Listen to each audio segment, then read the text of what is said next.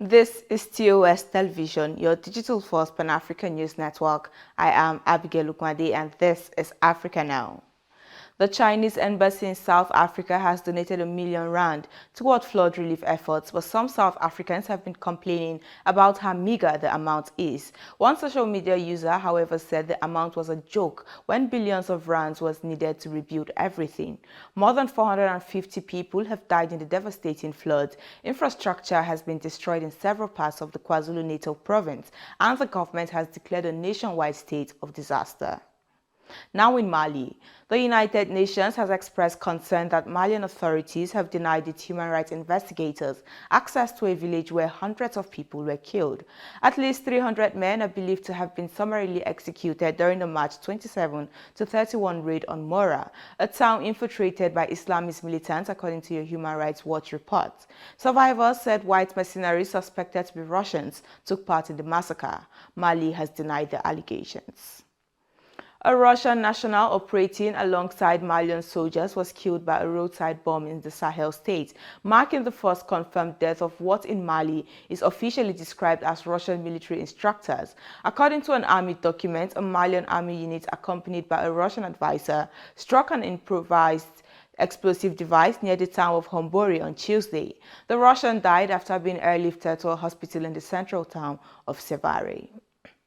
Now, many Sudanese social media users have reacted angrily to a video that emerged of deposed President Omar al-Bashir walking around the hospital ward, where he was moved on the grounds he was too ill for prison, although some voiced support for the ex-general. Bashir, deposed just over 3 years ago by a military coup after months of protest, has been held in Kobe prison while on trial on charges of leading the 1989 army takeover that brought him to power, as well as on corruption and human rights charges. Zimbabwe has forcibly returned 70 refugees to the DR Congo in violation of international law. A recent report released by the U.S. Human Rights 2021 says the refugees who were hosted by the Tongogara refugee camp were accused of looting a food supply warehouse and were initially arrested in August 2021, it adds. The government says the acts are in violation of international law. This is your digital-first Pan-African news network, TOS Television. You're watching Africa Now. More stories coming your way after the break, so stay tuned.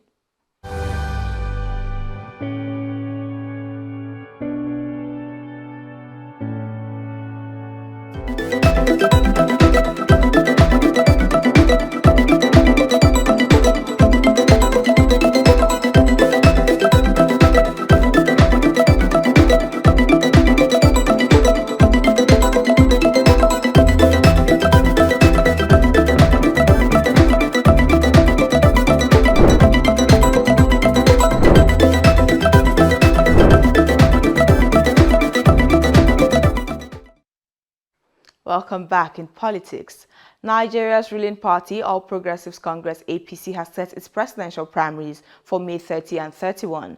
Nigerian President Muhammadu Buhari will step down after serving 2 4-year terms following the February 23, 2023 ballot. Current Vice President Yemi Osinbajo and former Lagos State Governor Asiwaju Bola Tinubu are frontrunners in the race to be the next candidate. Côte d'Ivoire's new Vice President Timeko Kone took the oath of office on Wednesday before the Constitutional Council in Abidjan, a day after his appointment to the post, which had been vacant for nearly 2 years. A new government is to be appointed this week by Prime Minister Patrick Archie, who was reappointed on Tuesday, 6 days after his resignation. It will be composed of about 30 members against more than 40 currently, in order to take into account the global economic situation and thus reduce the state expenditure, according to President Ouattara.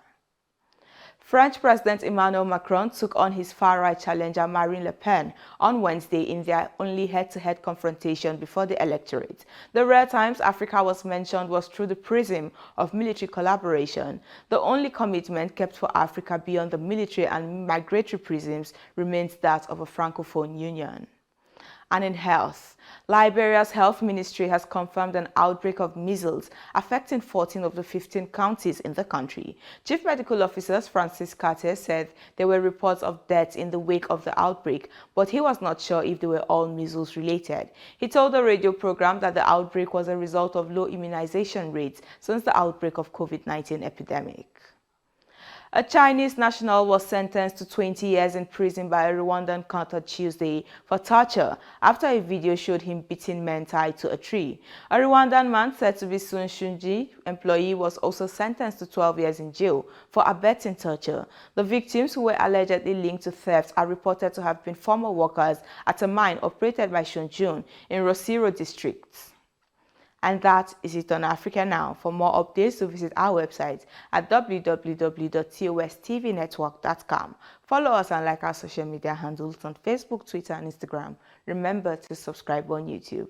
To stay with us and enjoy more programs on TOS Television Network, I am Abigail Lukwade. Thanks for watching.